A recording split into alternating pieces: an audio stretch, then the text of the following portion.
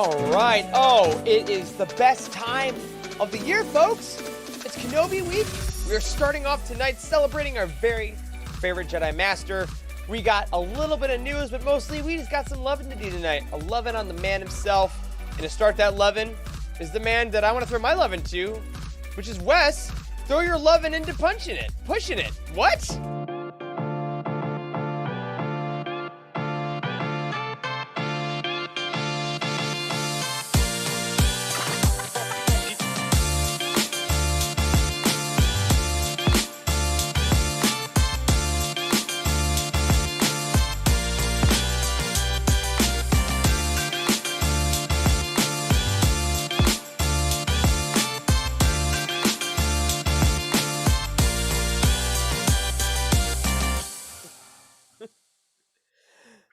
Hello there, and welcome to the Living Force Podcast, the UTD Network podcast, and the beginning of our first ever Kenobi week. We are so happy to be with you here tonight to talk all about all things Obi-Wan Kenobi in a character spotlight episode. I'm one of your hosts, Eric Eilerson, and joining me to celebrate the man, the myth, the canon for tonight, if you will, is my full crew, including Dr. Corey Helton. Hey, buddy, happy Kenobi week. Happy Kenobi week, everyone. It is exciting to be here. It's exciting to kick off a time with such a loving character. No, I don't have it, Eric. You had it. I don't have it. I did. But oh my goodness, thank you to Alan Vaughn for the super chat, who says, happy Kenobi week. You're finishing up Kenobi before starting Brotherhood. We love the Legends canon both. And you are so right. There's no such thing as too much Obi-Wan or Star Wars. And who knows that better than the number one Obi-Wan fan in this or any other galaxy, Dr. Master Charles Hankel. Oh, yeah, I think that's my cue. I like him so much. I like Kenobi so much. I even dress like him tonight. I broke out the Jedi robes, guys. These don't fit as well as they once did. They're probably every bit as wrinkled as Obi-Wan's real robes were after a few weeks on Tatooine. But you know, it's an exciting time. I had to go for it. It's so exciting, actually. Look at this. I tried to be cool. This is a story of my life. I tried to be cool. I grabbed my Obi-Wan lightsaber to bring it over here. I flipped it in the air. I caught it. And then the top of the hill broke off. Oh, no! Oh, no! So, No! great way to start Kenobi week. Yeah. Oh, my goodness. It is broken, but it still represents greatness. Just like the soul and personality of Wes Jenkins. What's up, dude? Hey, happy Kenobi week, everybody. Merry Kenobi week. And I wore the only shirt that I think has anything to do with Obi-Wan, because he says the word Alderaan in A New Hope. That is Can't not confirm. wrong. That's all I got. I had a weird moment realizing that I don't have any Obi-Wan specific shirts for this show. So, Charles, I'm glad you're making up for it with your love of the character. And to all of you watching live, all of you listening later in the week, I hope you're having a great Kenobi week, a great Kenobi day, however you're choosing to celebrate. Maybe you're celebrating by watching, I don't know, Attack of the Clones, which is celebrating its 20th anniversary today. Guys, 20 years since Attack of the Clones this day. How does that make you feel in your soul that it's 20 years old? It makes me feel nothing. Like usual. All right, that makes sense. Forever young. That's what it makes me feel like. Yeah, man. Yeah. I have a strong sentimental attachment to Attack of the Clones, so that is exciting. I didn't realize this was today at all, and I didn't know that until you told us right before the show, Eric. How have I missed that? It's crazy. There's too much stuff happening this month. There's too many great things in Star Wars to forget. Yeah, I think that was even though obviously the Phantom Menace was the start of the prequels and a new era of Star Wars, I kind of feel like it was also a rebirth with Attack of the Clones, because that's when like the hardcore Jedi stuff, the lightsaber battles, all that like really, really took off. Yeah. I know the Maul battle was fantastic, but like we'd never seen more than like 3 lightsabers in one scene before. Yeah, right. Until It's Attack true. of the Clones. Yeah, it really started a whole new thing. And I mean, if any of you have been following online today, or if you're listening to this later, earlier in the week, I highly recommend the Star Wars official Twitter account today because they put up a bunch of really cool articles and interviews with folks who worked on the film, including our beloved Hayden Christensen, that are really like candid, emotional interview, which I thought was lovely. He talked about the moment when he got cast as Anakin, and he and his roommate had an imaginary lightsaber fight in their kitchen because he was so stoked about it, and he beat out, I think, over 1,000 other actors for it. There's an interview with the costumer that talks about especially making all Padme's looks. It's been really nice to kind of see the interviews with the folks 20 years after the fact to see really how much has happened. And I agree with you too, Charles, that this, for me as a kid, this was my favorite prequel for a while. I think that this just really opened up a lot of those doors, like you're saying, with all the Jedi, all the lightsabers, and that Yoda igniting his lightsaber is still one of my favorite moments of watching a Star Wars movie in a theater. And I think it just changed so much. But of course, we all know the most important thing is the Kenobi mullet.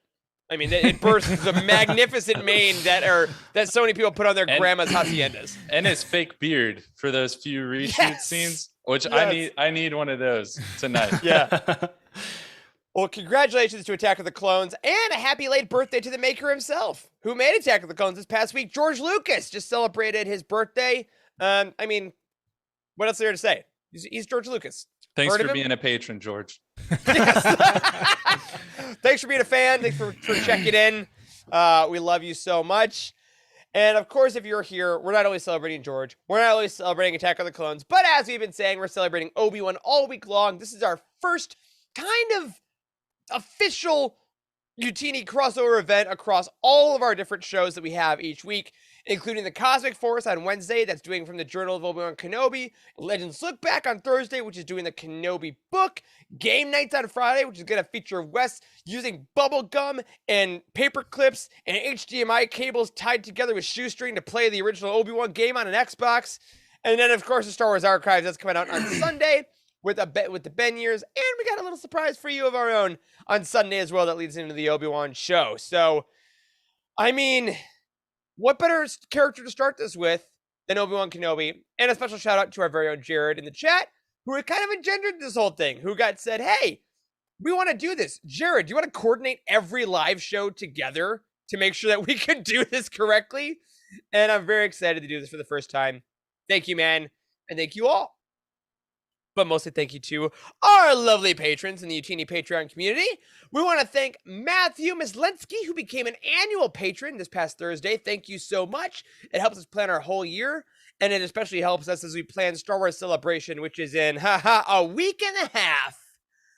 Oh my God. Yeah, nope, that just shorted out for a moment. That's kind of scary, but very exciting. Right, guys? Yes, it's gonna be great. I still can't. A week and a half. God, I can't believe it's happening. Every single time we're still tying up a few small loose ends for all the stuff that Utini's doing, and it's a lot to take in. And it's gonna be a big week. I already Celebration feel like and Kenobi and all of it. Forget all kinds of stuff. So whatever local store is going to be near the Anaheim Convention Center is probably going to get hundreds of dollars of our money. Just tell them to keep the company credit card on file or something. Save your receipts. That's it. Save your receipts. Everybody remember, if you're any kind of performer, write it off in your taxes. Anyway, thank you to our Patreon community. That is going to allow our booth to look great, our panel to go great, everything else. We love you all so much. We hope you're enjoying all these additive stuff we do. And of course, post-celebration, we're going to have so much content coming your way in all different forms. And of course, we'll do a little something special for the patrons as well. All right, on that, we have only one very important little piece of news in our Star Wars Weekly Roundup. It's the Star Wars Weekly Roundup! Star Wars books. They keep making them. Who'd have thunk? Which is my introduction to the one piece of news we got this week, and it was book focused. It's not always, but we got officially a cover reveal for The Princess and the Scoundrel by Beth Revis. The art here is by Oliver Cuthbertson, and it shows Han and Leia in a very almost 90s-esque romantic courtship of Princess Leia cover for the upcoming romance novel that's going to chronicle their wedding. And guys, I'm a big fan. I love this cover a lot. Huge fan. The color scheme is phenomenal. I love this. The teals and the blues with the sort of light color background. I mean, it looks fantastic. This looks awesome. Is that the Halcyon in the background too? It is the Halcyon. I really hope that the first 3 chapters are Han and Leia pulling a job to steal 18,000 credits so they can afford to go on the Halcyon. I think that'd be kind of fun. Accurate. But yeah, it's the Halcyon Legacy, so there'll definitely be for those of you that are lucky enough to go there. I've heard there's already like little Easter eggs on the vessel that will appear in the book. Wow. That's sick. That's pretty great. Yeah, I'm very excited for this book. Fantastic. Corey, you've been saying anything about romance. Yeah, I have. Although I will say we're gonna talk about Brotherhood at some point, probably tonight. There is a little bit of romance in Brotherhood, and it's real good. It's real good. It's pretty spicy. I like it. There's some implied things. Enjoy. You can let your mind wander. Exactly, That is as you should. And I have a feeling that the Princess and the Scoundrel, we don't know anything for sure yet. I think it might be a little less imagination involved in this one. Yeah, that's true. It does have everything. It has pretty strong courtship of Princess Leia vibes as well, which is a less good romance novel in Star Wars. Less good, Corey Helton. Less good. There you go. Let's put that. If we get quoted on the back of one of those paperbacks, less good. Utini. I like the way these guys think. Beth Revis wrote Rebel Rising, right? That was she did, and that had some interesting moments as well. Yeah, spicy moments as well, which was I loved that book actually. Rebel Rising was fantastic. And somebody said something funny in Discord or Slack or somewhere I saw this week. We're like, I really love the romantic parts of those books, and I replied with, when Saw Gerrera machine guns the entire party is super romantic. Adorable. If you ever wanted to see the famous Call of Duty level No Russian in a Star Wars book, it is in that book, and it's Saw Gerrera who pulls the triggers. That's fun. Yeah. Spoiler there, but if that doesn't make you want to read it, I don't know what will. Anyway, that romance novel is coming out at the end of this year. I will say one cool thing about Princess and the Scoundrel is that don't quote me on this, but I think in canon, I believe this is our first romance-centric novel that's actually an adult novel. This is from Del Rey. This isn't a YA. Oh, that's a good point. That's a good point. Brotherhood is adult also, but it's not marketed or pitched as a romantic novel for sure. Right, but Lost Stars and Crash of Fate, I think, are our 2 most romantic books we've gotten so far, and those are both true. YA, and I love those books. But I'm very excited for Princess and the Scoundrel. Cover art's amazing. I'm glad we're hearing more about these artists as well. Shout out to the Star Wars social team has been killing it lately on every platform, but they've really been crediting the artists a lot in a lot of these covers, a lot of this concept art. We'd love to see it. And of course, if you want to pick up The Princess and the Scoundrel, you can go to the Utini release schedule, and that comes out on August 16th. But of course, if you need books before that, if you haven't picked up Brotherhood yet, you gotta. Have you? Have you really? Are you lying to me? Come on. Brotherhood's out right now. Shadow of the Sith comes out on June 28th, and Padawan, speaking of Obi-Wan himself, comes out on July 26th. All those pre-orders are available right now. You want to get them day of release to join in the community. Again, all these books are going to have channels in our Discord so you can share spoiler-filled and spoiler-free thoughts, as long as you're using those little spoiler bars with the community. Have some fun. Share books with your friends. All right. So that's it. Light week for Star Wars because we're about to get absolutely crushed by all things Star Wars in the next couple weeks. But that allows us to take a lot of time tonight to dive right into our Kenobi character spotlight. And y'all, I can think of no better way to start this Kenobi week and start the spotlight than by going over to our buddy Dr. Charles Hankel, who did dress up for tonight, as we said. And Charles, I just want to give you the floor for a bit. Why do you love Obi-Wan Kenobi? Wow, how much time do we have? 40 minutes. Okay. Well, y'all. Seriously though, this is a bit of a running joke on the show, and I think you have had at least one really good monologue where you've gone over this before, Charles. But for anybody maybe that's not been listening very long, I would really love for you to take literally as long as you want right now and explain this, because we joke about this a lot, and I don't know that we've really let everybody in on it that well.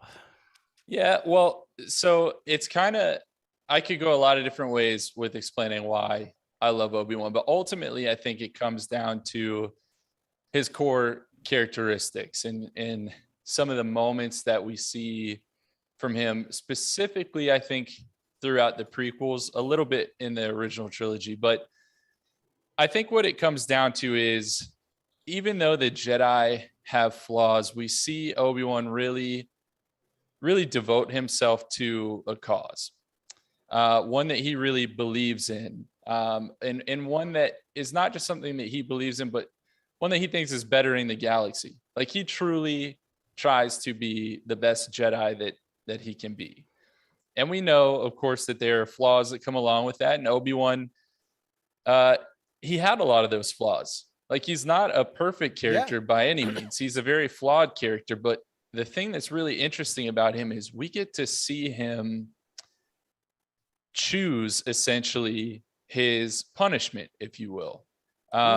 He understands the mistakes he made. He does not shy away from them. He owns them entirely. And he decides not to just, let what happened happen and kind of let the situation get out of hand. He decides, I'm going to do anything that I can to make up for the mistakes that I know I've made. He spends however many years, do the math, in the deserts of Tatooine, and it turned him into a shriveled old Sir Alec Guinness. Absolutely. That sounds brutal, man. It is. And he watched over Luke, not just the person. I mean, Luke was not certainly the hope of the galaxy. We know that Yoda and Obi-Wan thought that he was, but they didn't know that for a fact. So he essentially sat there in that desert, protected this young kid who maybe, just maybe, was going to one day atone for the mistakes that he made. And he also knew that he might not even live to see that day come. In fact, he didn't really live to see that day come. He laid down his life to allow Luke the opportunity to continue growing into that hope for the future of the galaxy. So what I'm getting at is, I think that Obi-Wan's entire character arc is really admirable. I think if those of us in real life exhibit a lot of the decisions and characteristics that he had, most notably the self-sacrifice and the willingness to admit when we're wrong and to not walk away from our mistakes, but to try to atone for them how we can. I mean, the world would be a better place if we all acted like that. And so that's why he's always been my hero. Also, he has incredible hair and a fantastic beard. So I got to throw those in there as well. Damn. I don't even know how to follow that. It's great. You everything you said there was perfect. And I think one of the things that sums it up so nicely is actually a book that's coming up that we haven't talked about because it's not the kind of book we usually cover on the show, but it's called Be More Obi-Wan, and it's from Kelly Knox, who is a lovely part of the Star Wars community. And I think why a book like that can exist is because you're right, Charles. If everyone was a little more Obi-Wan, we'd all be in a pretty good spot. And I love that we get to see him become that man over time, because as we look at Star Wars, Obi-Wan has like a weirdly large amount of content written about him, even though we start off with his actual death like 10 minutes after we meet him in the first movie. Retroactively, we've seen him through so many phases of his life. So what I'd love to do with you guys tonight is go through all those phases and talk about, like, what are some moments that we just really love? What do they tell us about the character as he evolves? Because as we're looking ahead towards the Obi-Wan Kenobi television series, it's just a great thing to say out loud. It just feels really good in the mouth. Over and over again. As we look ahead towards that, we're going to get so much more, I know. Let's start way back when. Let's start in those Padawan days. We're literally getting a book called Padawan later this summer. But even though we don't have that yet, we do have him younger in this book, especially next to me, and in some other things. Master and Apprentice by Claudia Gray. A masterpiece, according to our site. One of our favorite books of all time. And of course, this leads right into The Phantom Menace. And this gives us Obi-Wan as a younger Padawan that is a little bit rebellious against Qui-Gon. So guys, what is it about this particular version of Obi-Wan Kenobi that really catches you? What do you love about this iteration? I love this book. Famously, I read it in one sitting. I started it at like 6 p.m. and I finished it at like 4 in the morning. Like I didn't stop. I read the whole book in one sitting. It's the only, I think, the only Star Wars novel I've ever done that with. And I think Kenobi is largely the reason it's like that. You just really get in his head. And like, I think we got a better exploration of the foundational principles that Kenobi has in that book than we did anything else. I mean, it talked about like should he question the council? Should he question his master? There's all these questions that he asked himself that he ultimately just decided to like he establishes why he believes what he believes in this book. He sort of betrays his master in multiple ways in this kind of book, right? And like I think that is where we see Obi-Wan's principles and his character. I think like is sort of like the first instance of him really having those, I think, in canon. Yeah. Yeah, I love that idea because I think that the idea of all of us wanting to be good, because Obi-Wan wants to be the best Jedi. Like, he's very straight and narrow, and we see Qui-Gon being like, yeah, man, like, you just got to roll with it now and then. And we kind of see him butt up against that, and I think a lot of us, maybe that were, you know, everyone's different. I was definitely the kid that wanted to get all the straight A's and do all the stuff right, and then you meet a person that's like, what if you just, like, chill for a second? And it's like, but no, that's not right! And but you see how that lets him expand. So Obi-Wan was like I said in the text and on the description, he's a quintessential Jedi, right? He is he's the poster boy, he's the model. But then you have Qui-Gon being, why don't you take a little hit of this and tell me how you feel? And Rail Avros says take a hit of this. Let's be clear. So don't always go by the book. Be mindful of the living force, like he says. So, which was interesting because reading the book, it never really hit me until obviously after we talked about it, and then after I listened to the roundtable, and then after I listened or watched the movies, and it finally set in like, well, Qui-Gon had a different view of the Force. He was trying to get Obi-Wan to look at a different point of view. And it's not just this one tunnel vision. There are other ways to see that. And then we get way seekers and like in the High Republic era and stuff like that, where they just start seeking all these different areas of the Force that you can look at. Yeah. I think it was just interesting to see Obi-Wan growing into the Obi-Wan that we know later on, because he's different in a lot of ways. I mean, he kind of acts, though he's on a different part of the spectrum, he kind of acts like Anakin. Like he's rebellious against his master when later, you know, when he's the master, he's telling Anakin to be mindful and all these things. So it was just kind of interesting to see, because we all, looking back, probably cringe at some old Facebook posts or MySpace posts or whatever. Never have. I've always been exactly as I am, and I've never changed. I'm gonna look you up after this. Please don't. But Obi-Wan would cringe at probably some of the things that he said in Master and Apprentice. So it was fun to just kind of see him grow more into the Jedi that we know and love. Yeah, and I think that's really cool leading that into Phantom Menace, because at first when I watched Phantom Menace, like you said, as a kid, it's like, oh, it's about Anakin and Qui-Gon, it's the prequels, and oh my gosh, this new era.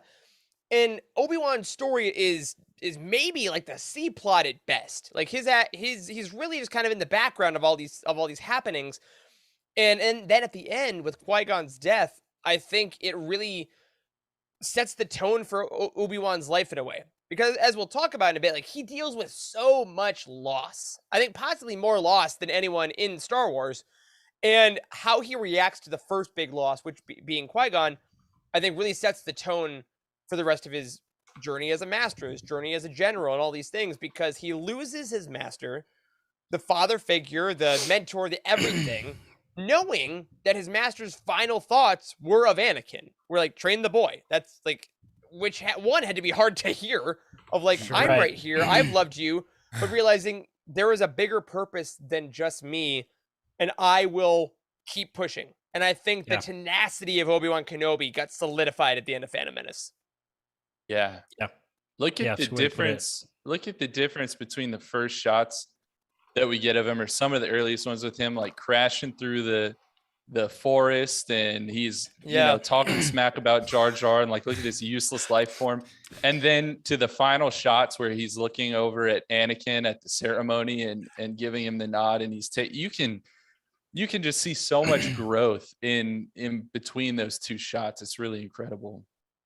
Yeah. And yeah. Obi-Wan and Anakin crashing through the forest. Sorry. Oh my god. Which perfectly takes us through.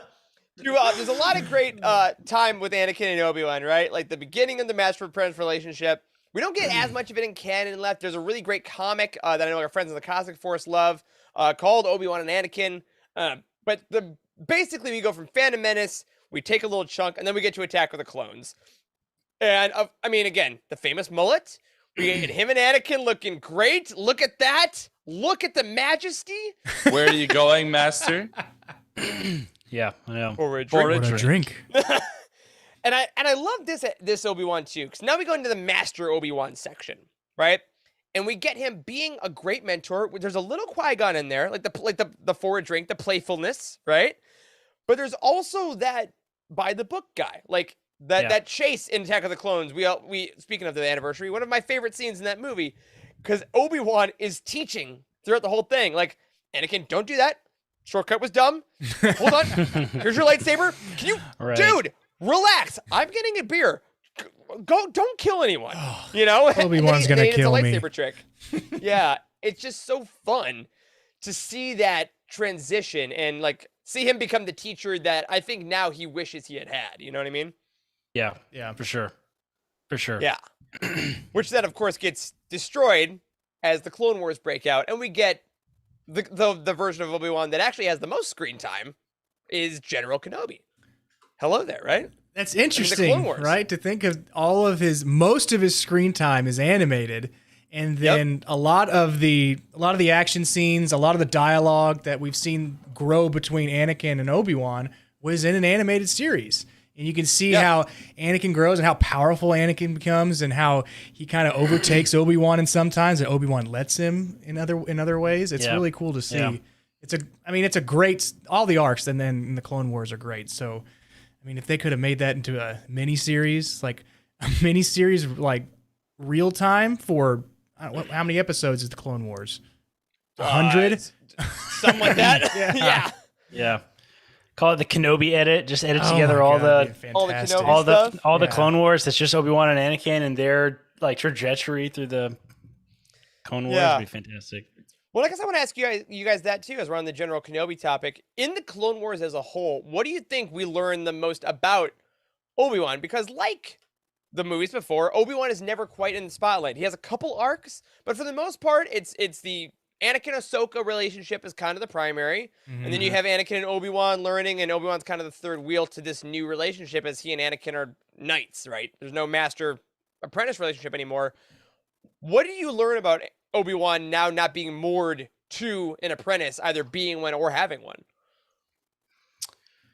In the Clone Wars specifically, you mean? Yeah, we'll do that right now.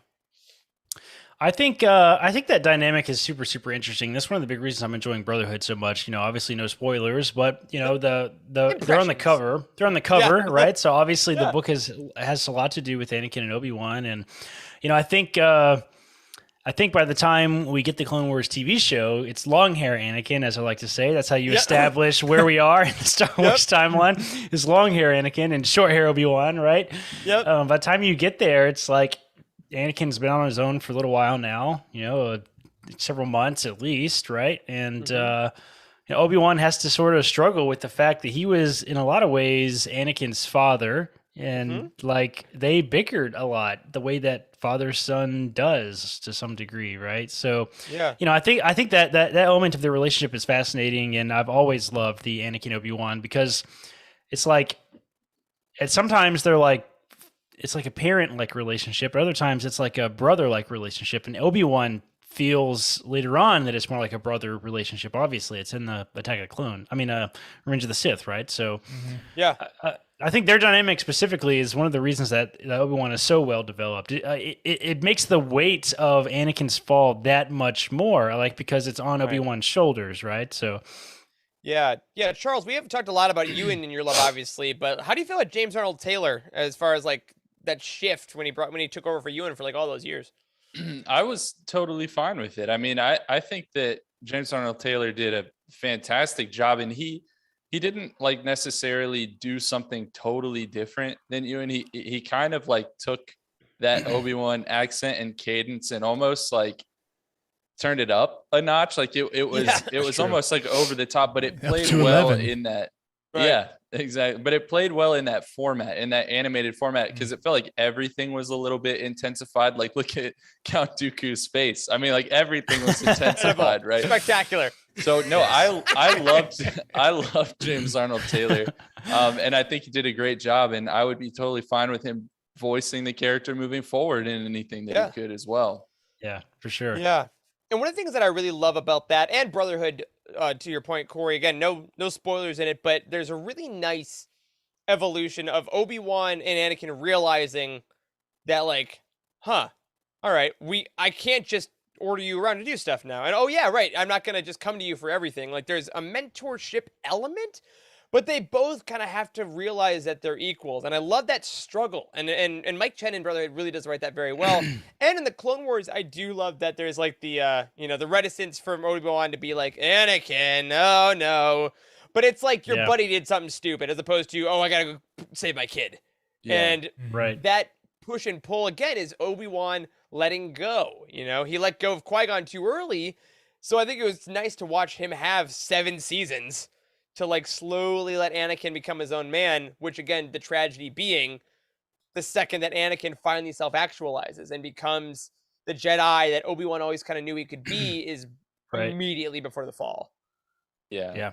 And I like that that's you true. brought up the fatherly kind of aspect of it too, because I agree. There definitely is a father-son dynamic as well as a brother dynamic between the two characters. And for those of us that are, our age and any of our listeners that are around there, you probably know that like, as you get older, your parents kind of more so become your peers and kind of tend to become more so friends or companions than like parents. Like, yeah, you can always go to them with things. And Anakin does that with Obi-Wan for a lot of things. I mean, he doesn't tell him about his marriage and, how he became a Sith apprentice and all that, but you don't tell your parents everything either. But then, one of those is a slightly bigger secret than the other, I'm going to say. Yeah, but there is that dynamic. There is that, okay, now we're more of equals. Now, now we're more of friends. And that's really interesting. And Obi-Wan is always kind of defined by the relationships around him, because we've talked about that Anakin relationship, especially in the Clone Wars TV series. But what about the Duchess Satine relationship? Because that was a huge reveal for the Clone Wars TV series. Oh God, all the Satine stuff is so great. And we joined the chorus of folks that hope we get the actual story of Obi-Wan and Satine, being for sure. childhood romance at some point. But I agree, Charles, that brings us back to our loss, right? Like the loss of Qui-Gon, and then it's going to spoilers for Clone Wars. Spoilers for Clone Wars. It's been up for many years. We're doing an Obi-Wan show. Like losing Satine is also, I think, such a hardship because the animators in this point, like technically when they sculpted the mold of his face when he loses Satine, you can see him being like, not again. Yeah. Like this was not supposed to happen to me again. And it's like, what do you think the doubling of that tragedy does to Obi-Wan? Because we know we're going to talk about it. This happens a couple more times in his life somehow. Yeah, that's but true. what do you think the second time you lose someone that you've loved for decades, like what does that do to you as a man? What does that do to him as a Jedi? You can't say that it gets easier, right? I mean, the first time's devastating. The second time, I would say you question everything. You wouldn't be, it's like, I can't believe this happened again. Yes, but how? I've learned so much from the first time. I've applied all those teachings and it happened again. Where did I go wrong? Then he starts questioning himself, starts questioning his teachings and what he's been teaching to others. Like Anakin, has he been teaching Anakin wrong? Even because he's been trying to be this quintessential Jedi, but all of a sudden he has this second person that dies on him, but gets killed. Sorry.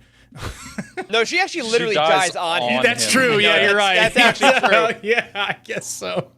But it's all in that line, right? Of like, if you had said the word, I would have left the Jedi Order. And oh my God. How did he have that point where he's like, God, if I had taken the initiative and we had left, she'd be alive. There's no way he doesn't think that.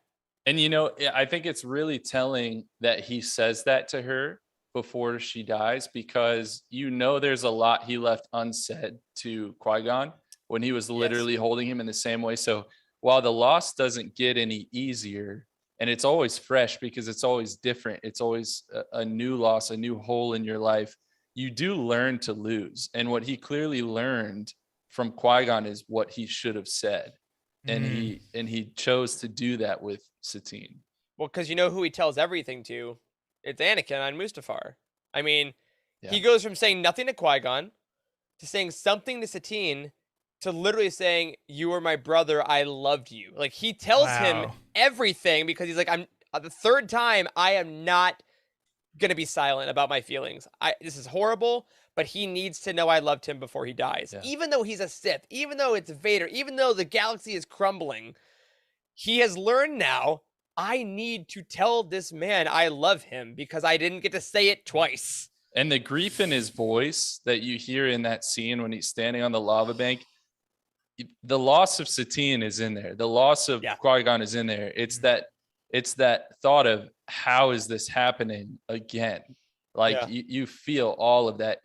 The delivery of those lines is some of my favorite in all of Star Wars. Obviously, it's one of my favorite Star Wars films, if not my favorite. But those are the ones, those are the ones you say in the mirror for no reason, or right before you brush your teeth in the morning. You know what I mean? Yeah, Charles. Yeah, we all do. You're right. Watch your friend burn on the ground. You're just like, oh, I loved you. You're my brother. Which I guess makes me want to ask you guys another big question. This is the heavier part, and then we'll go into the light thing of, exile, solitude, all those good things. At this point in post-Clone Wars, Revenge of the Sith happens.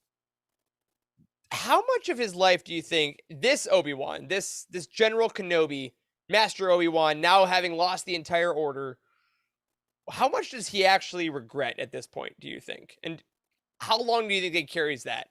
Yeah, look at that face full of hope right at the beginning of that movie. And immaculate hair. That hair, dude. Wonderful hair. But, how does this man go in 2 hours to being the man screaming on Mustafar and losing everything? Where is he? Boy.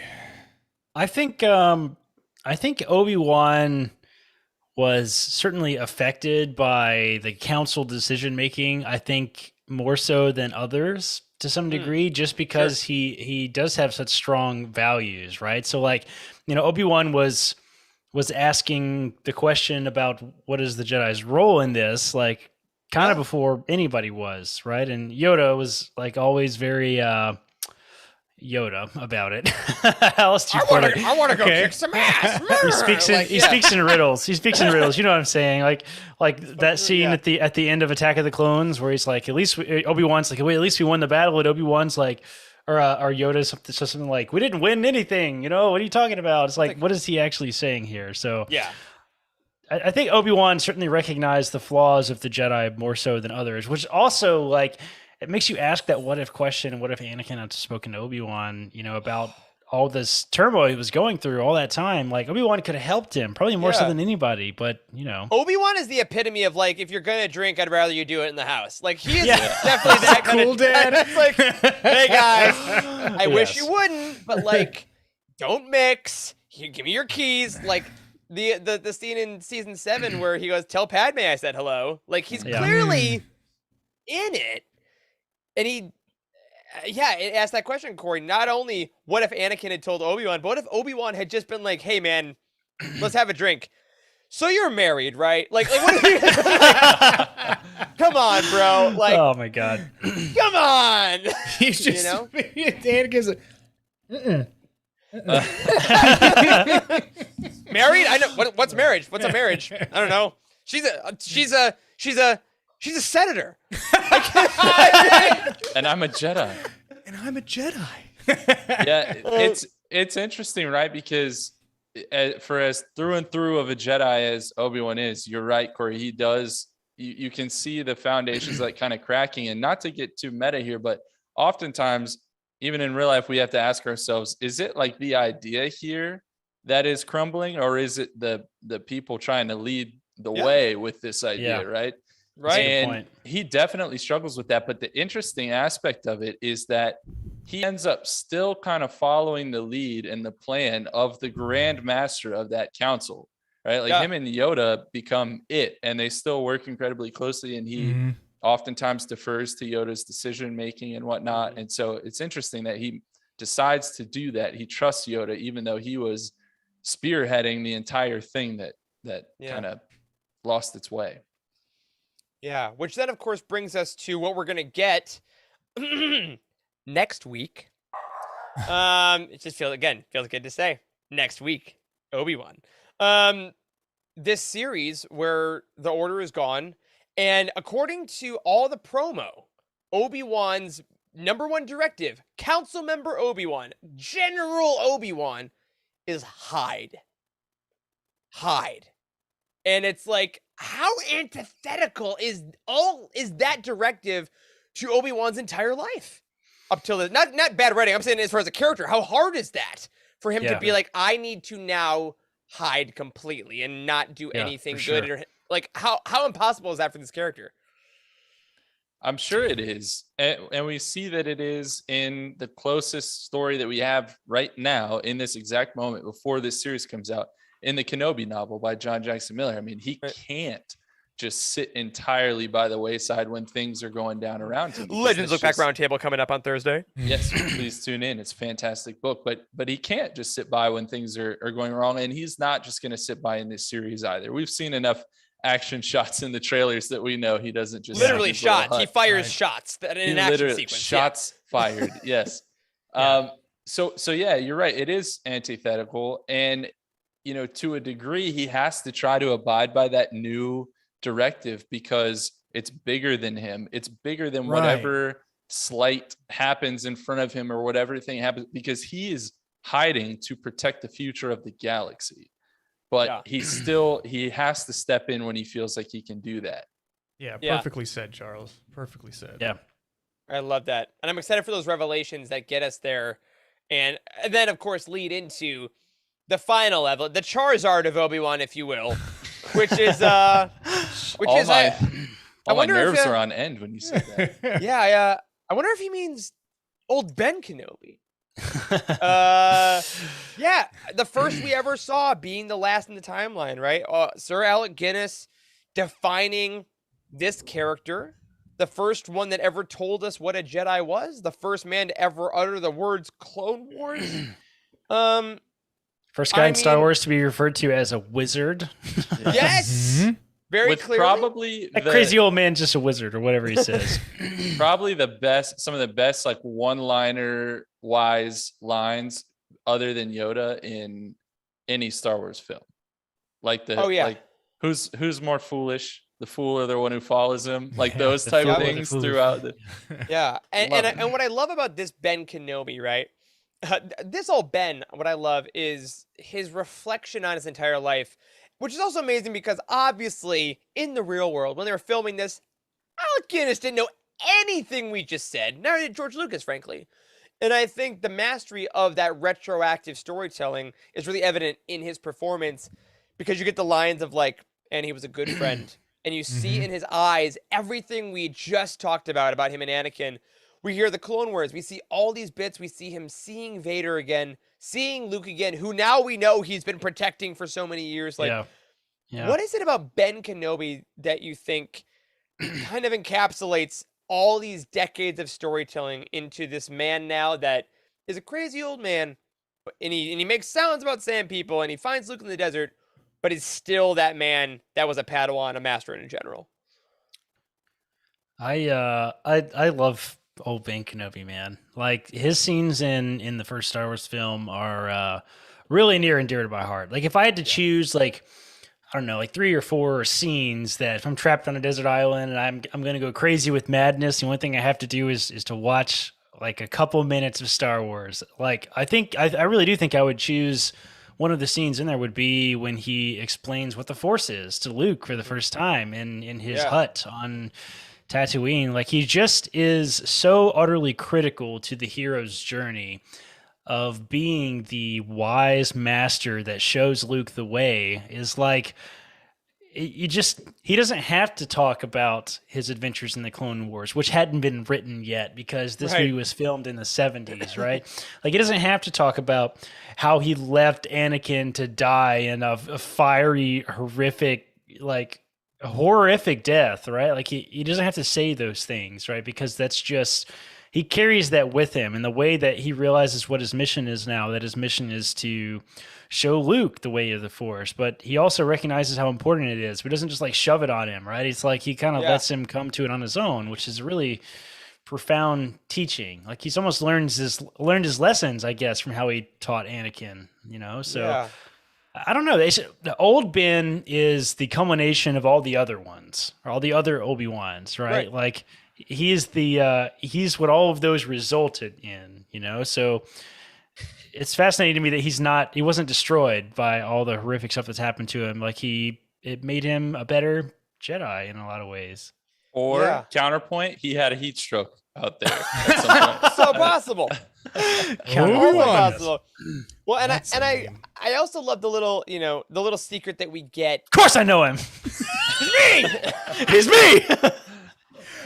Okay. Speaking of great I'm gonna go back single home. scenes and episodes, when we get that one episode of him in Rebels and Twin Suns is one of my favorite episodes of Star Wars television, period. It's a one-shot episode, essentially, with old Ben Kenobi.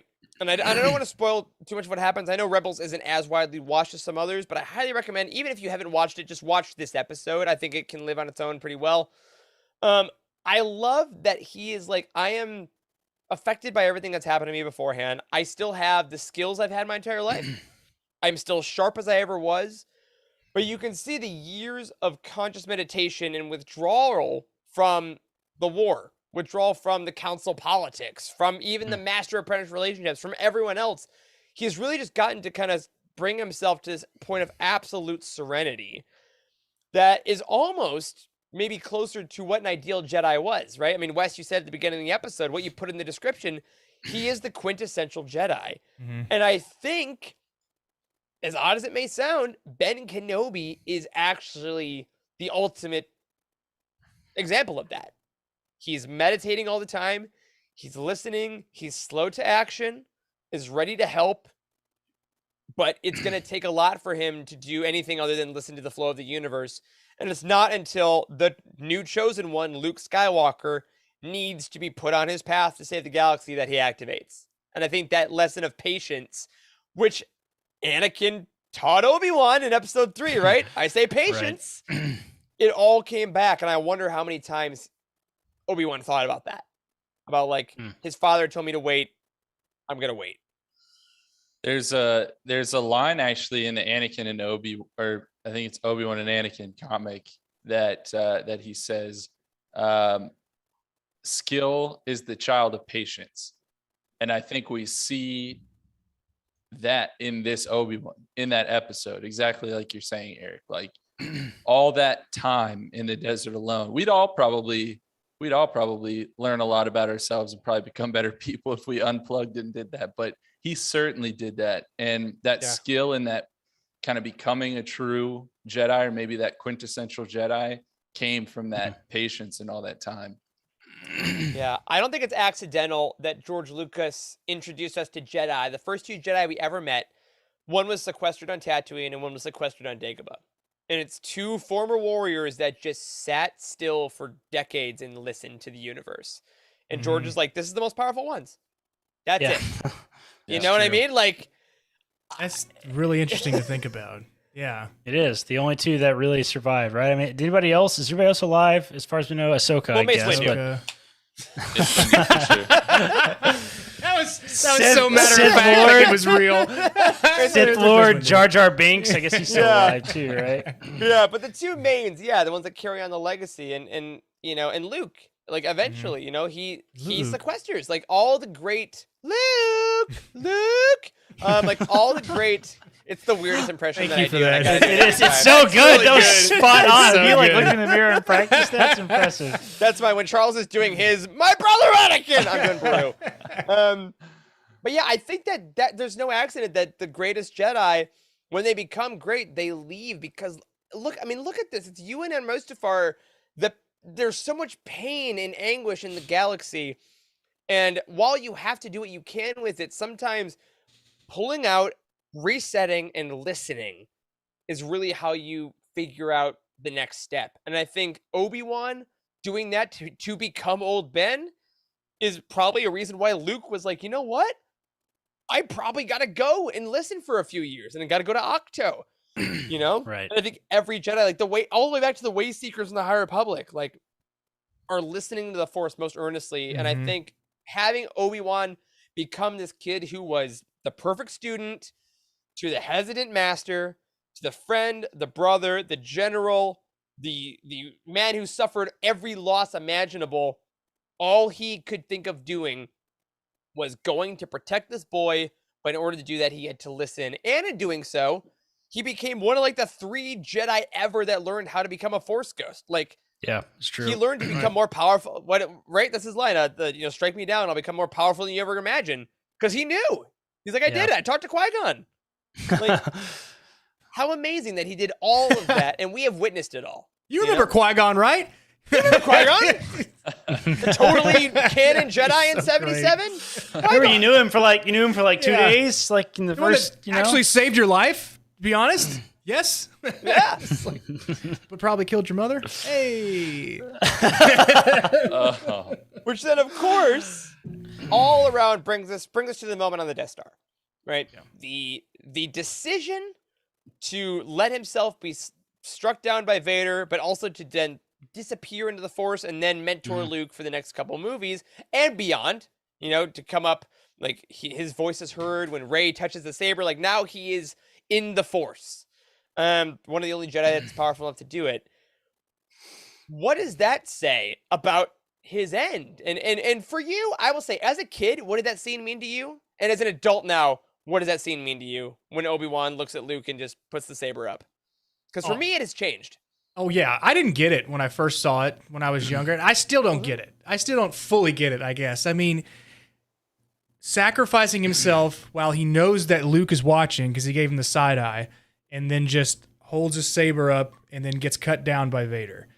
Is that supposed to spark something inside Luke to join the rebellion, to want to, learn more about the Force, maybe take what Obi-Wan had taught him and just start to be a Jedi? That's hard to say. That's hard to say. Yeah. That's a hard wish list to like go after, because you could be wrong. He could be like, "Damn, Vader is strong. I don't want any part of this. I'm leaving. I'm out. Yeah. I'm going to Dantooine." Like, I think it.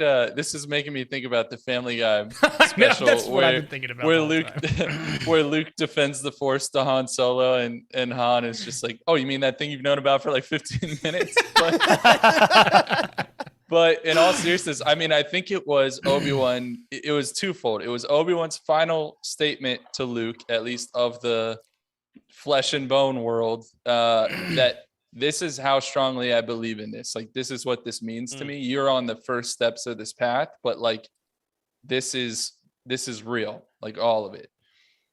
It was his way of making that statement. And I think he truly knew that he would actually be more helpful, more beneficial, leading Luke as like a spirit guide, if you will.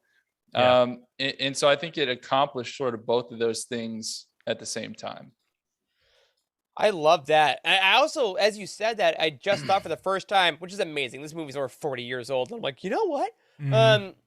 I think that there's also an element of him realizing that Anakin and Luke had to get to each other, and he could not be the obstacle that stopped that growth. I think that him realizing he could guide Luke, but as long as he was alive, Vader was going to try to fight him, and Luke was going to try to like kind of cower behind him. And I think he knew that Luke's path was going to the redemption of Anakin in that moment. And he was like, you know what? I'm going to step back. He finessed Vader for sure. Oh, like, yeah. Like, all Vader wanted in that moment was to strike down Obi-Wan. And I guess there's some debate out there about this. I don't know how you guys feel, but he disappeared before that saber struck him in my mind. Yes. Like, he was not killed in that moment. Like, he let go. Yeah. Anakin was like, you cut off my legs and my arms. I just wanted to get a little cut. I just wanted one little bit. And you were like, nope. That's a good point. I've never really considered that. Like, he does like he did that. Yeah, that crazy Force like force projection that Luke Skywalker was doing, where his vein was like coming out of his forehead. You know, he's just like, and then disappeared.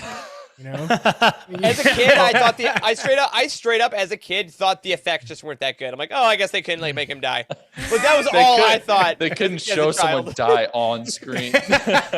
It still bothers me what Vader's lightsaber does though, like because Obi-Wan's lightsaber is still like up, right? Like, and he doesn't, when like the lightsaber goes through him, like that thing should have went like spinning, right? When he hit the lightsaber, they should have made contact and stuff, but it doesn't do that. It still bothers me.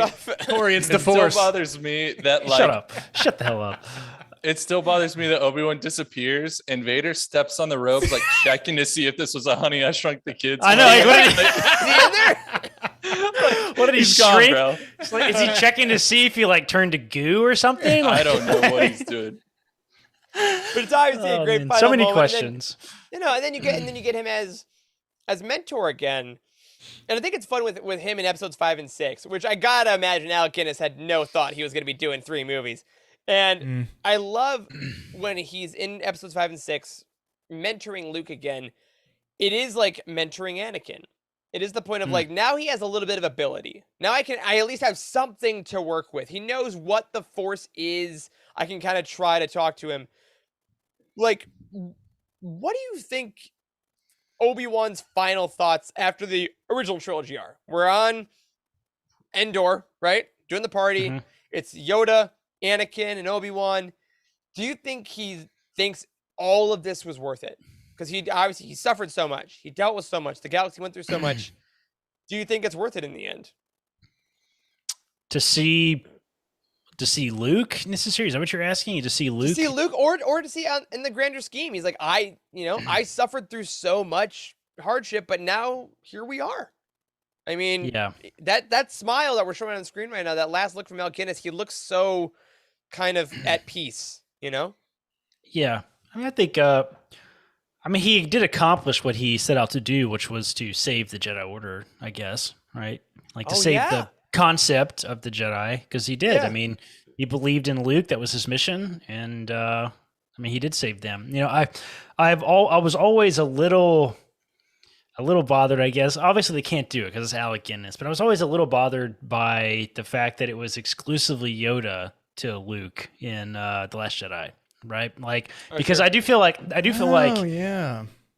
Yoda was Luke's master, you know, and kind of taught him the nitty gritty ways of the Force, it was Obi-Wan who introduced him to the Force and set him down the path, right? And like watched over him for a few decades. Or like 17 years to make sure he didn't die and get, you know. Right, yeah. It was Obi-Wan. It wasn't really Yoda, in my opinion. So because of Obi-Wan. Because of Obi-Wan. That's a good point, Corey. I never thought about that. Yeah.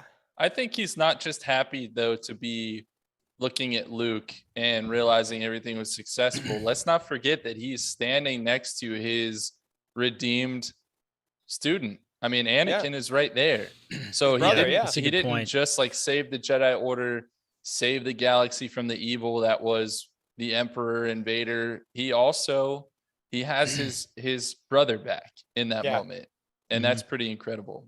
And the student that he taught, Luke, brought on the redemption of his best friend that he had to basically, in his mind, kill. Because I think in that, you know, whether you want to talk about when does Anakin become Vader, when's the switch, whatever it may be, Obi-Wan still had to feel himself leave Anakin to die. And I think seeing that I took the steps, did what I had to do, and now it's fixed, essentially. I think that he's seeing Qui-Gon in that moment. He's seeing Satine in that moment, and he's like, you know what? Anakin is back. Luke is going to be okay.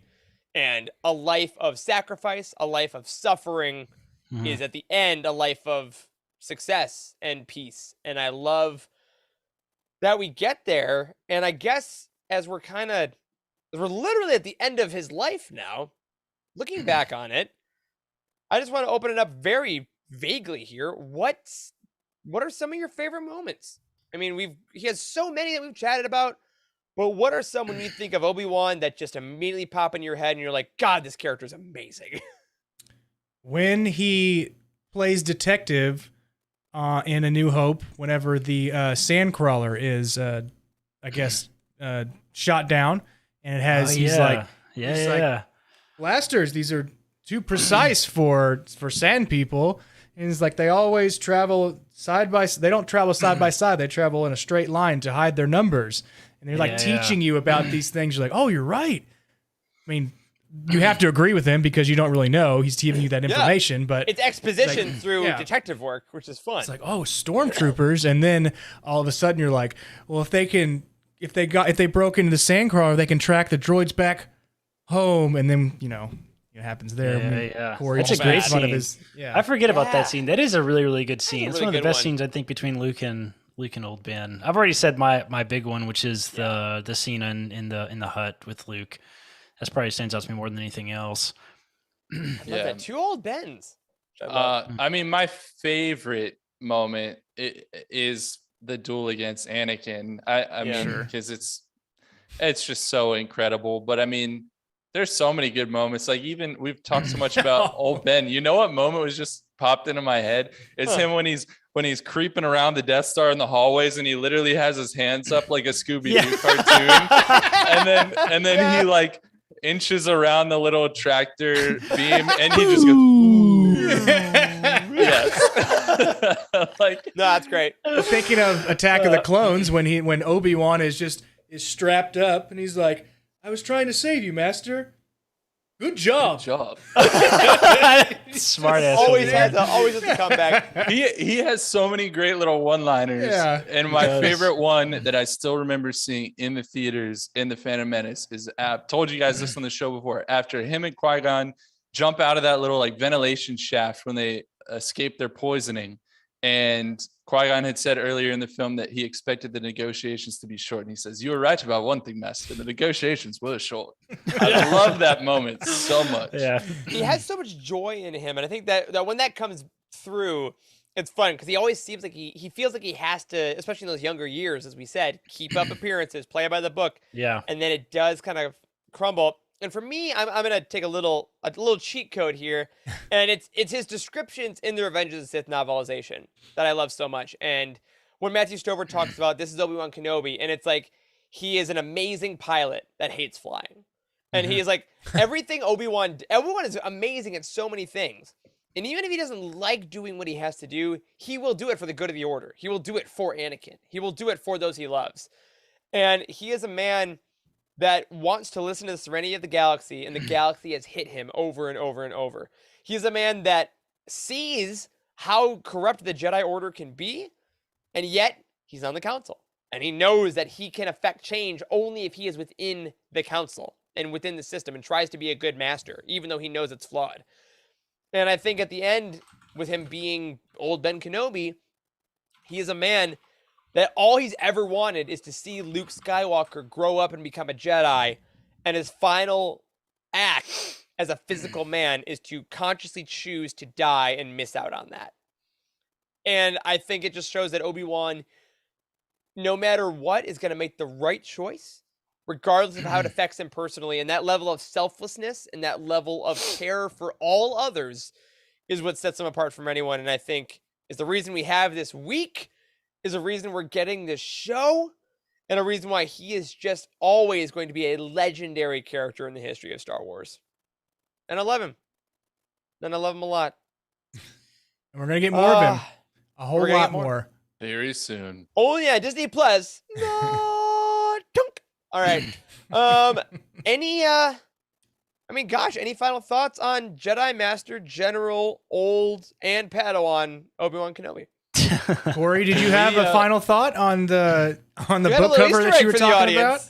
Yeah. I forgot about this. We were talking about right before the show started. I was like, do you guys remember that old Obi-Wan kids book? And they're like, you're gonna be more specific. And I was like, it's the one where he's on the cover doing this, and he's like holding the lightsaber, and he's like.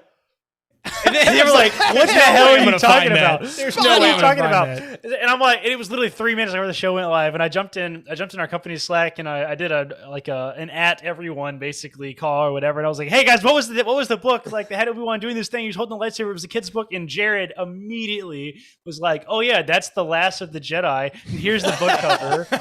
Last of the Jedi, Jude Watson. And I wanted to say that I read this book at a young age, and I don't know when I actually read it. And I had this flash into my mind.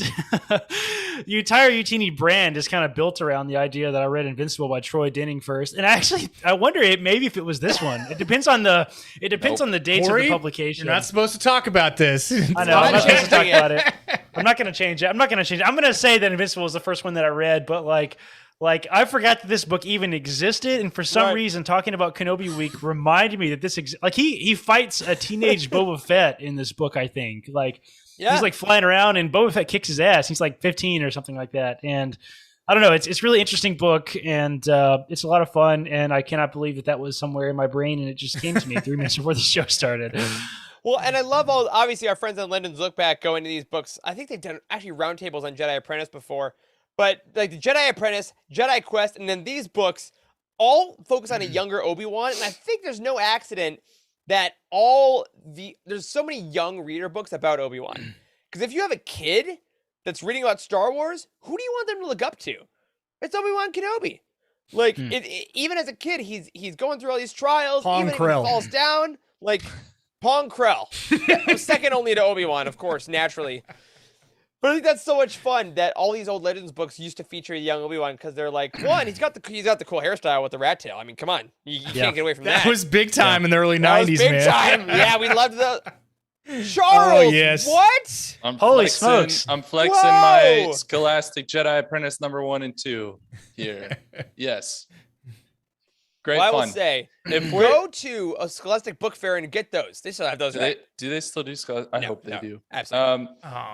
If we are plugging obscure, they don't. No, they totally do. Obi-Wan, that's still a thing. I'm pretty sure. I'm pretty dang sure. I've seen that on TikTok. I'm pretty sure that's still a thing. I'm gonna Google that. I'm gonna Google that right Reels. now. You saw it on Reels. Don't be Instagram Reels. Find the answer. I want to plug another obscure book that I've talked about several times on this podcast, and you may even guess what this is already, but it's the Cestus Deception. Guys, if you like Obi-Wan, if you're looking for a book and you're like, no, I've read all the mainstream stuff. I've read Kenobi. I've read Master and Apprentice. Cestus Deception. I cannot recommend this highly enough. Somebody out there read this book and tell me you also like it, please. Mentioned in Revenge of the Sith. So that's mentioned in. They want you to read. Everybody's read Revenge of the Sith, right? I mean, I've read it months ago. Yeah. So years. Years. Not at all. Like 2 weeks ago. Not at all. Oh my goodness. Well, there's plenty of Obi-Wan content coming out. Luckily for us, there's so much more coming. This week, there's so much more coming. If you enjoyed our talk tonight on Obi-Wan, thank you, first of all, for tuning in. On Wednesday night, make sure you check out the Cosmic Force because they are going over from the Journals of Obi-Wan Kenobi, the comic, the trade that had old Ben's journals that looked towards some past adventures of Obi-Wan. They're excellent. And of course, frankly, the most famous book about Kenobi. Kenobi by John Jackson Miller is finally getting the full Utini Roundtable treatment on Thursday with our Legends Look Back crew. And Wes, I know I said it earlier. I got a little hyperbolic, but it has been a difficult journey to get to game nights on Friday. It has. So tell us, folks, what we got to get to. Okay, so here's my journey so far. I drove an hour and a half to my duck lease in Matagorda, Texas. I picked up 2 Xboxes to make sure, just to see if one didn't work, of course the second one's going to work. And then I drove back the hour and a half on Saturday, and I put in the disc for Obi-Wan. It's just Obi-Wan, Star Wars Obi-Wan. Original Xbox game. Never played it before. I insert the disc, and it gives me the disc read error, cannot read.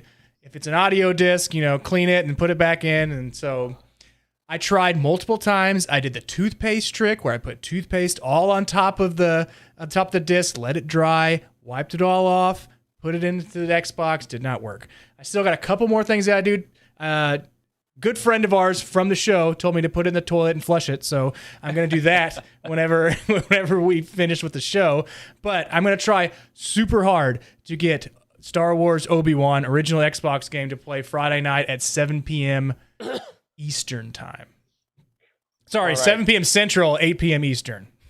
Yeah, Central, real time. Yeah, Love that game so much. I'm so excited for you. And of course, Sunday, our buddies Jose and Trev are releasing some Obi-Wan content for our patrons over on the Star Wars Archives. And we do have a little surprise that's going to be releasing on Sunday. I'm just going to let it happen. Stay tuned to the YouTube channel.